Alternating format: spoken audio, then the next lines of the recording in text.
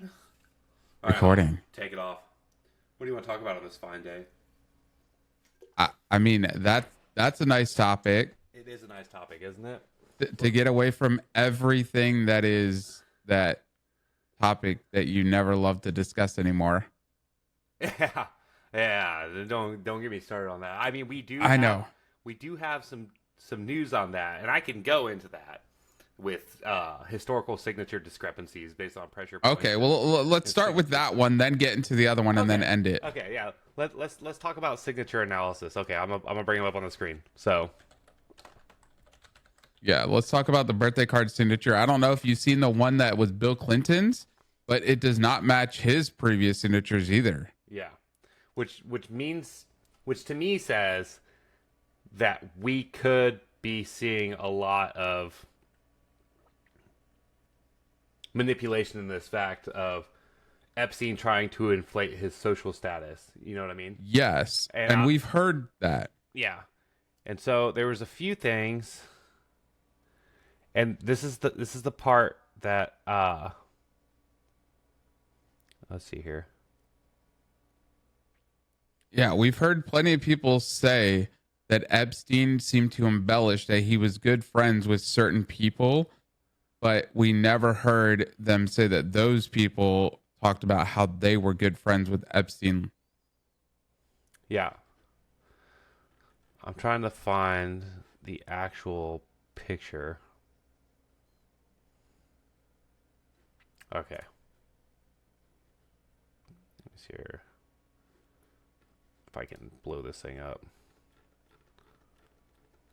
I think this is the New York Times's. All right. And here's where I'm at with this, right? Because I looked at it a few Yep. different times. So the one thing that strikes me for the Epstein thing, the lack of pressure with the writing utensil. See how it's very porous? Uh-huh. So, but beyond that, there's this. It's a matter of, so whenever, I don't know if you've ever done like historic, like looking at actual signatures for authenticity or anything like that. Yeah. So Uh, people's signature can change depending on how many times they wrote it for a day, or it could have slight variations day to day.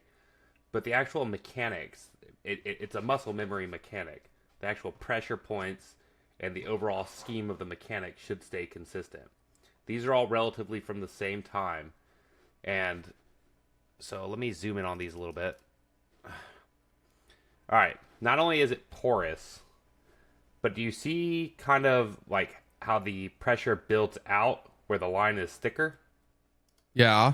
So that tells me that he pushes in for that line. But on this one, he didn't. There's also the tightness of the grouping on the D. And there's also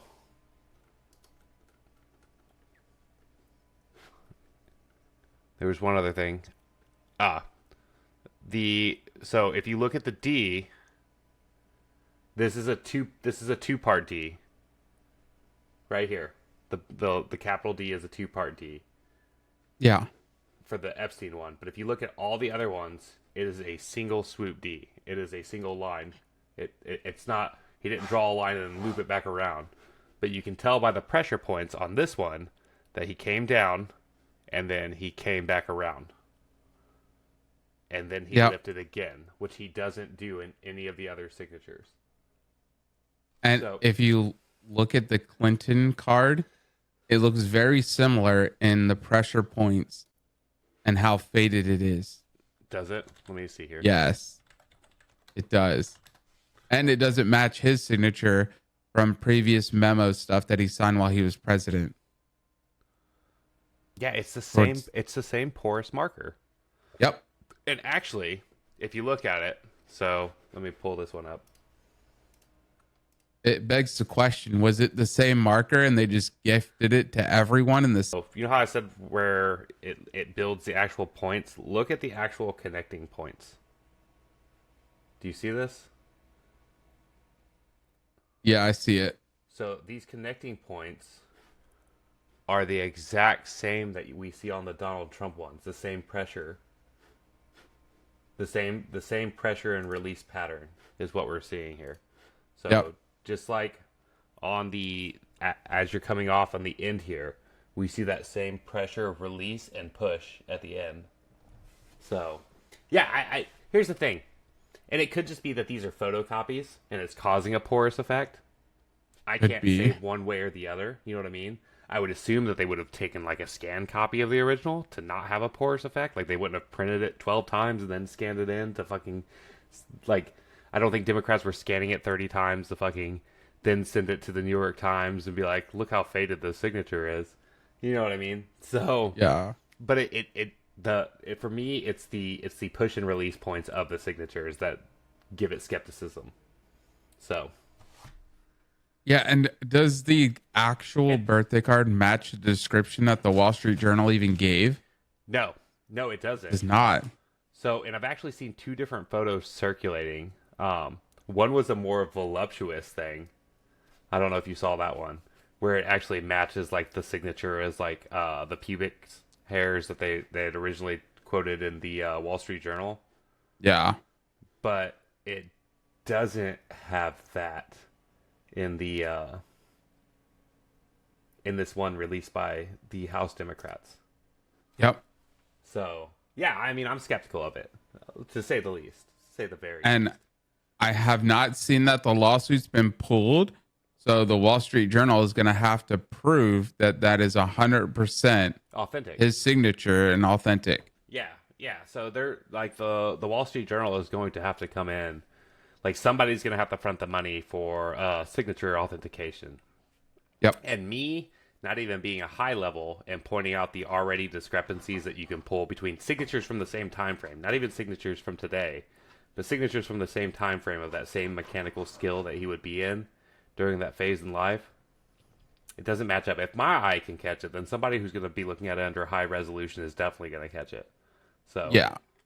But your low level TikTok Democrats are all about that. oh, I know. It's his. We saw it. See, now there's proof. No, It's I had one of them tell me last night that it had already been like forensically audited to be proven to be his, and I was like, no, it hasn't. There's Yeah, nowhere. not a single source. In fact, if I go on X, let me see here because I believe I put it on X. So I want to go to my profile.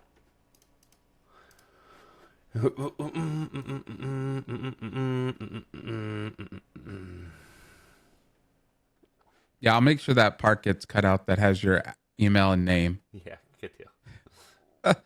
Yeah, Lord, we don't need that showing up. Yeah. I mean, people already found my LinkedIn. So, if you look, like, he's like, signatures change a lot over time, but the number of strokes is almost always the same. These are forensically authenticated. No, it's not. It has not been forensically authenticated, nor has it been independently verified. All of these news articles openly admit that is 100% not true. So, Yeah, that's all they love to do. They just want to run with the story, acting like it's 100% true. Same with the guy that was on the date talking about the files, and then he had to retract, saying that he learned it all from the media. More than likely, trying to get in her pants, he was telling a story. yeah, well, he openly admitted that he didn't have access to it. He came out and gave a clarifying statement after the Project Veritas thing. So He did. and I'm pretty sure. Let's see here.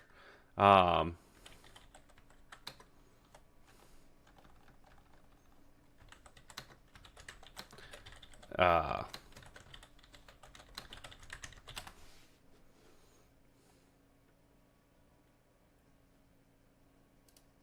yeah. So let's see here. I'll give it a reputable source.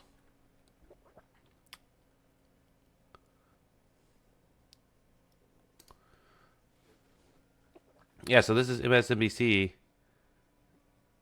The DOJ official says comments on Epstein caught on hidden camera were just personal comments. It's Yep. and here's the thing: if MSNBC is saying it, then you know they got nothing with it. Because if this was something that was credible, MSNBC would be all over this shit. Like, Yep. they would be like tearing into it because they need it. And I love how they called James O'Keefe the oft-debunked disinformation peddler. Because here's the Yep. thing. Here's the thing that He's leftist media been also. credible. Well, yeah, that's the thing. Like he's been debunked a lot. I'm not gonna say he hasn't exposed some things, but he's more often than not debunked. I don't follow James Yeah. O'Keefe for any actual like reasonable news angle. He uses everything as a gotcha until he gets sued. Most of the stuff that he's come to be has just been like internet rage bait. But Yep. here's the thing: if leftist media starts embracing him, then they have to start acknowledging him as a credible source, and I believe that would be a dangerous game for them. That's I would say that if it would have been somebody outside of James O'Keefe, they would have latched onto it. Oh yeah, just like Kyle Sufferin, the guy that does his own media stuff, went on Tucker Carlson saying, "I need to clarify, Trump in the files is just Epstein complaining about Trump never getting caught up in scandals. He himself is now trying to be served to go to court for something so they can start deposition, but they can't start deposition until they serve him. And they said he's unwilling to come to the door. His vehicle and everything's in the driveway, but he will never answer the door to serve him." Color me shocked. Yeah. You're not served unless you get the paper, bro. Yep. And they're saying it's impossible because he's hiding out. I mean, do you blame him? Well, yeah. Well, I mean, I don't know what that court case was. I need to look more into his. Here's the thing: if someone has like a plausible lawsuit against me, I'm going to dodge all of those papers. Yeah. They will ring my Ring doorbell, and I'll be like, "Never heard of him." Yep. I can answer from my computer. Yeah, I'm not here. I've done it. Yeah, I'm not Yeah. home right now. I'll be on TikTok live and I'll answer the doorbell and people are like, "You're muted." Like, yes, I know. I'm talking to my doorbell. I'm talking to my delivery guy. Yeah, usually, well, yeah, it was a meat guy. There's a guy that drives around in his truck with a big old freezer on the back, trying to sell meat. Yeah, but back to this topic of crime. Yes. Yes. Are we forgetting that 2022 happened? Like we saw, and the FBI had to make corrections on the year of 2022. I'm just pointing that out. The FBI had to make corrections on 2022 because of the type of policies that Democrats were implementing in this defund the police movement that they had. Even though, I don't know if you saw Hakeem Jeffrey's little press interview yesterday. I did. Where he tried to say that the defund the police movement was a Republican movement. Yes. And they asked him about the pounding that they're taking. Yeah, well, So- it's also a matter of like, I don't. Let me quote Jamie Raskin's reply to a woman being stabbed, the Ukrainian refugee woman being stabbed In Charlotte. in Yeah. Charlotte, and his reply was, so, and he got I called know. out for laughing by the news, like how Yep. fucking disgusting, like that's not funny. Yeah. And they It's like- said the crime's happening in your states and they didn't want to answer it. They said it was ad hominem and they're not going to answer the question. Yeah, and well, the main thing is like they keep deflecting to this rhetoric of like, well, we see violent crime higher in red states, which by the numbers is true if we look at it in red states. But that doesn't the crime is highest in blue cities within red states, first off. And we all know that Yep. local politics controls law enforcement at a greater scale than the state or federal government does. Your local Yes. police force is going to be your local police force and your county sheriffs are going to be your first line of defense in criminal activity. That is And the the- way it has always been. Yep. And the DA will support them in every effort in Yes. what the mayor and they want. So, But the DAs are based off of the state, right? Because they're state Uh-huh. DAs. yeah. So, whenever we look at the Democrat states, they're lowering their numbers by doing this same stuff that Bragg did here, where they saw a reduction in charges and convictions, but that's because they were downgrading everything. Misdemeanors weren't being charged at all. Felonies were being downgraded to misdemeanors, and we end up getting this result. Like we have the chart. Just barely over half of felony cases were resulting in convictions.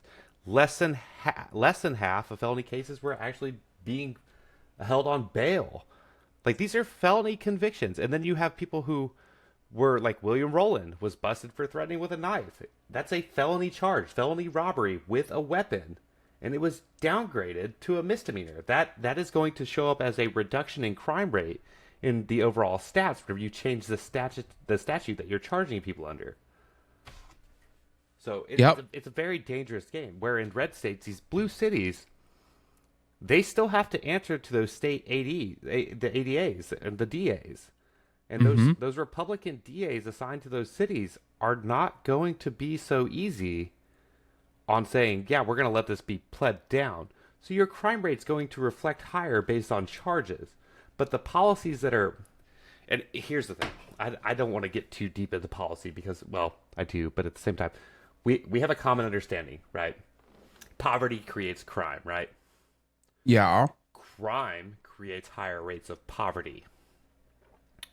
Well, we don't have infinite resources to just give people enough money to pull them out of poverty all the time. We have finite resources. Yep. So the logical thing is to tackle the crime, because as we see, whenever we tackle crime and we prevent this type of crime from continuing, poverty rates go down because communities become safer. Businesses are able to transact and generate revenue for their community. So I'd say the biggest way to help the impoverished is to crack down on crime in these heavily criminal, heavily impoverished areas.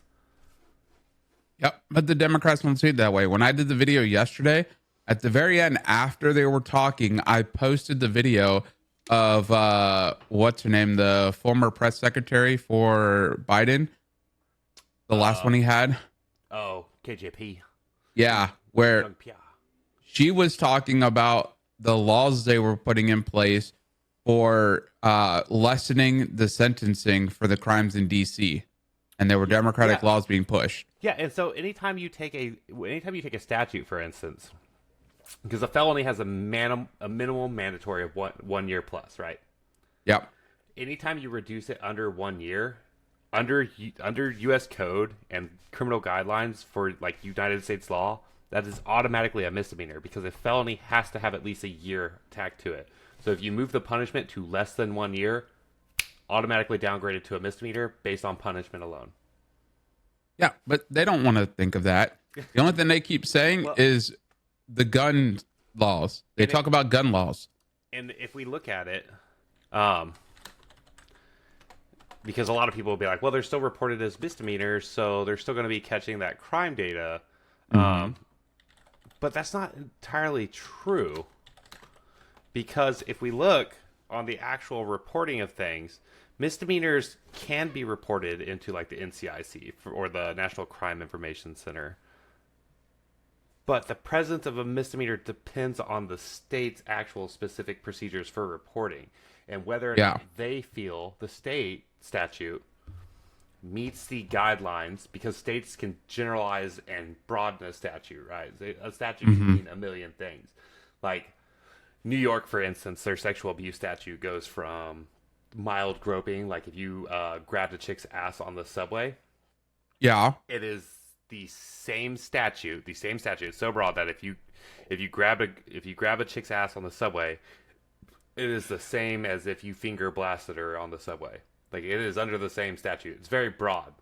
So, but so it has different levels. It does. Statute, but it's still a very broad statute. But they get to pick and choose how they report that based on state procedures on misdemeanors, where felony charges automatically have to report it to the NCIC. Misdemeanors, they get a little more leeway with. So it's not necessarily reflecting in crime statistics. No, and they're trying to get as many plea deals as possible to guarantee the conviction. Well, they'll lessen the charges. My main thing is, and they can't say it's not happening because the article I just showed proved that it happened. Whenever you have a felony offense that is committed with a weapon with intent to do harm, that should not be a misdemeanor ever. No, because whenever you talk about like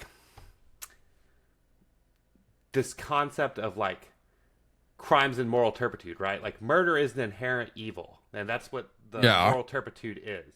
Does it reflect an inherent evil? If you have intent to harm or do damage, like physical harm to somebody, in my opinion, that is a crime in moral turpitude. Now, I will disclose that there's a circuit split between the appeals courts on what classifies as a CIMT, but I will say that I think it's a very dangerous angle to sit here and say that it's not happening whenever we have evidence that people are committing assaults or robberies with weapons and they're actively being pleaded down to misdemeanors. So, all for the sake of saying our crime's down. Oh yeah, well, like you said before, they take away the gun charge whenever it involves a gun. That's the first thing to go. It is the very first thing to go in any plea deal. Like gun charges, straight gone. And Yeah. we see this in New York's crime. But if we also look back to what was it? Was it October of 2020 or 2022? Whenever hold on, I can pull up. Whenever Kim Fox out of Chicago, the mutual combat. Yeah. I don't know if you remember that. So, but basically, the Cook County prosecutor, basically rejected the a gang related shooting. Like it resulted in death. Mm-hmm. And she based it on the concept of mutual combat. So like, and this is straight from ABC7 in Chicago, so it's not like it's a right wing source or anything. But they rejected charges completely, and that was based on this aspect of mutual combat. That basically, since both gangs knew that they were engaging in gang violence, they had mutually accepted the fact that they were going to be in this violence, and thus those deaths are the result of mutual combat. Now, she did eventually reverse pace on this after like multiple outcries, but she was literally trying to just basically not bring any charges against a gang shootout in the streets of Chicago. Based on a concept, mind you, that Illinois doesn't even recognize for fistfights. Illinois doesn't have a mutual combat statute. They never have. So, this idea that there would be a mutual combat with guns whenever they don't even have a statute for fistfights is just absolutely crazy. Yeah. Yeah, that was a major issue. I mean, I know the mayor and Fox had disagreements over it at first. Yeah. Even like if it's to the point that Lori Lightfoot is calling you out, you know what I mean? You had Beetlejuice herself calling you out.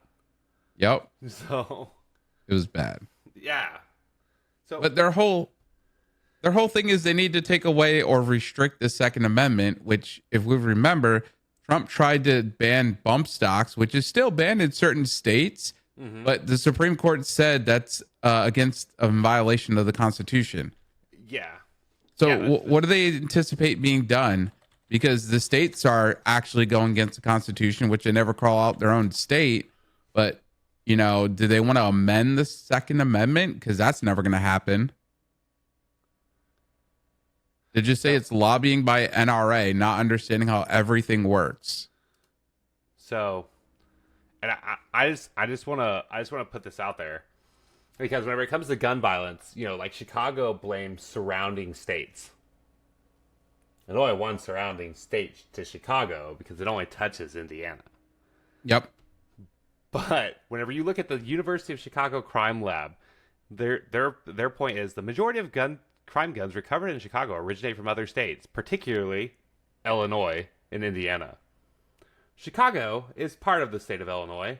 You figure that the University of Chicago would know that.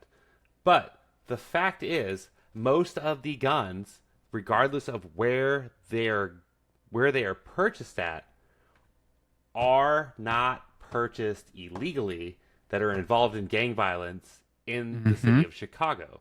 They are still getting them by illegal means. Most of these people are not going to an FFL and getting them. And for them getting them in the state of Illinois, they're committing a crime anyways. Yep. Because Illinois is one of the few states that requires you to do a background check on even a private sale. Yeah. So you have to do that background check. You have the FOID card system. Like, you have to verify that they have a FOID. You have to verify. You have to do the due diligence of a background check. You can't just sell a weapon on the streets of Illinois. That's not how that works. No. So But um, but yeah, I don't, they literally. But the Chicago Crime Lab does admit, like, hey, they're usually bought through like straw purchases if they're bought from legal FFLs, meaning that they would send somebody like you in who doesn't have a criminal background. You would buy well, it, and yeah, which is still illegal. There's laws yes, against that. there is. It's Yeah, usually the girlfriend of the guy yeah. that's going to commit the crime that does it. That or it's a close family member of the person Yep. involved. Yeah. Most of the times we will see that they're going to be from illegal gun markets, basically street vendors that have acquired them through other things, or just like Mm-hmm.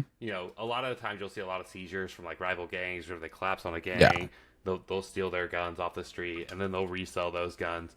But a lot of the times you'll find that they've stolen them from a family member. Not that Yep. the family members bought them, but they stole them from a family member. Now that can speak to people not That's securing their shit, but Yeah, my kids don't even know that there's anything around in the house. yeah, They think it's at my parents' house for a reason and it's all locked up. They think yeah, it's just files that are locked up in the case that's a burn box. yeah. And well, and I had an interesting conversation. Well, Tom, the guy who came up in the live the other day, Mm-hmm. and I was talking to him because we were talking about the like whenever it comes to like school shootings, right?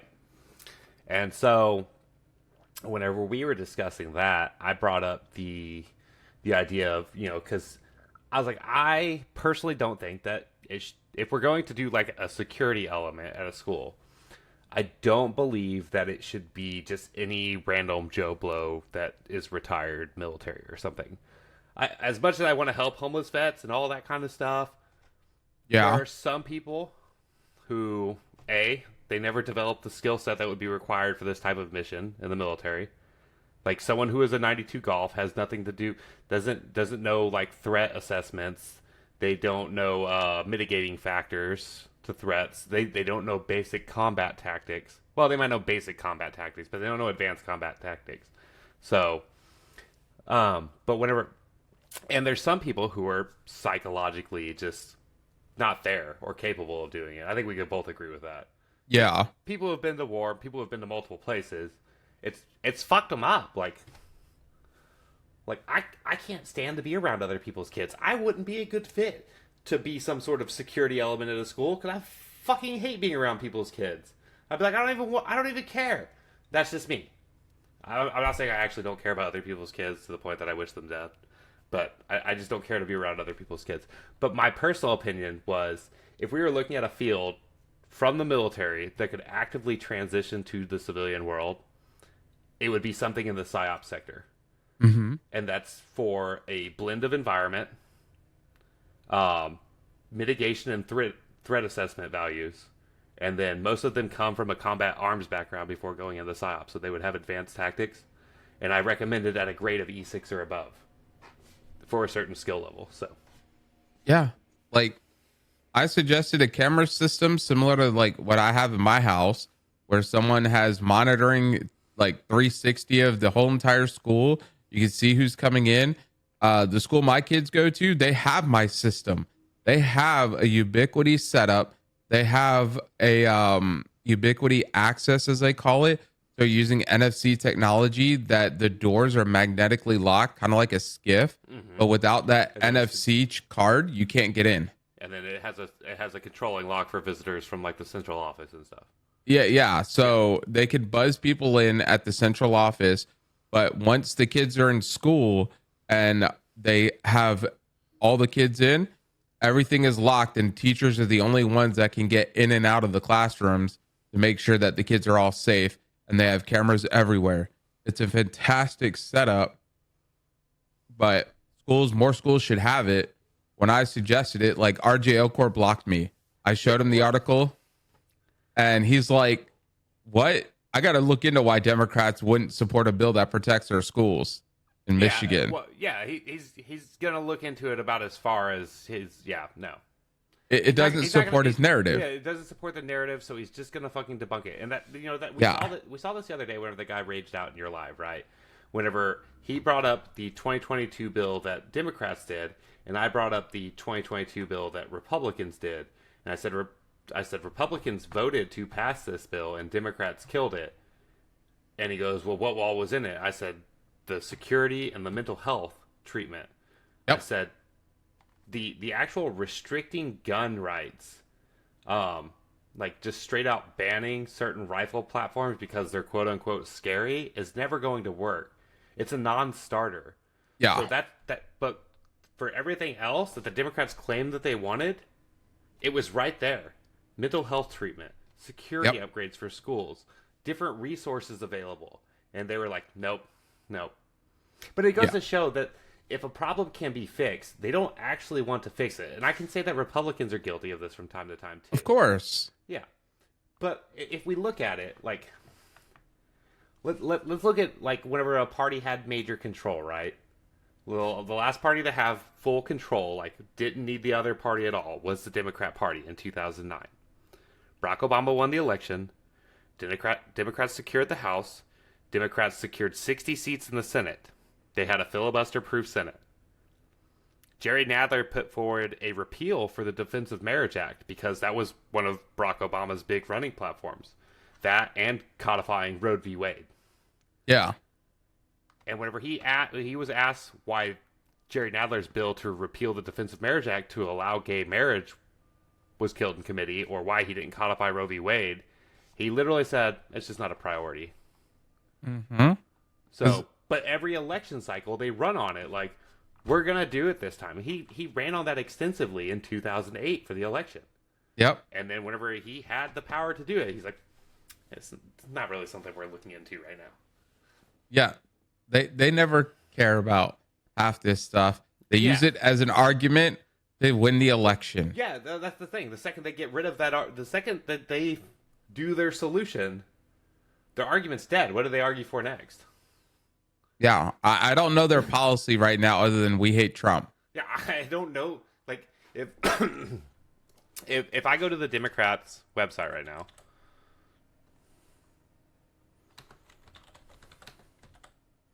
I just can't believe they're supporting every other country that is not an ally to the United States because it supports their narrative of we hate Trump. yeah,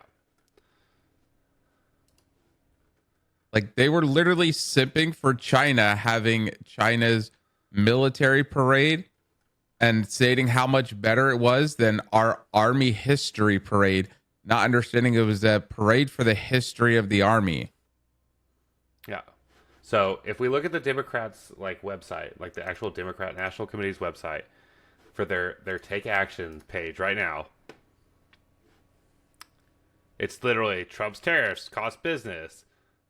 Yep. We're protesting against Trump. We're protesting against Trump. We're protesting against Trump. We're protesting against Trump. And then, Yeah. well, this one's fucking signs bill to strengthen North Carolina's Medicaid program. Congratulations. But Did they give illegal aliens Medicaid? Because it wouldn't shock me. probably. But anyways, but that's their whole platform right now is get Trump. Like that's literally they don't have a national platform because like Stein Oh, is like- just for North Carolina. Like Yeah. they don't have a national platform outside of we hate whatever Trump is currently doing. Yeah. Like, what are you doing to help us? Let me know. Like, Yeah. when people made comments that John Kennedy, he was not as good as AOC, it's like, okay, well, let's compare their legislation. Let's see whose legislation actually passed and made it through, or who's just all talk with a body. Mm-hmm.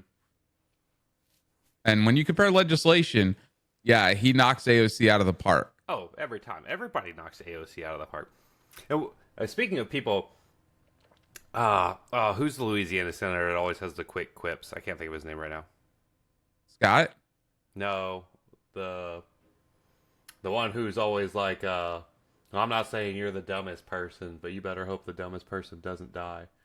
Well, yeah, you have Kennedy. Oh yeah, it is Kennedy. Yeah, It's Kennedy. Yeah. Yeah, So- he's the one that said AOC is the reason we have a warning bottle on shampoo. Well, I think Warning I think- label. Well, because he made the comment about, I'm not saying she's the dumbest person in the room, but she better hope the dumbest person doesn't die. I think Jasmine Crockett's comments the other day, Okay. about police not preventing crime. is who he was Yeah. talking about. That's who he was talking. AOC has to hope that Jasmine Crockett doesn't die because she would become the dumbest person in Congress. Yeah. Which says a lot because Marjorie Taylor Greene I put way down there too. So Yeah. Yeah. I'm not a fan of Marjorie Taylor Greene, other than that she votes on Republican policies I like. yeah, but the Like, problem that's about it. And this is where I level to the middle, right? I feel like both sides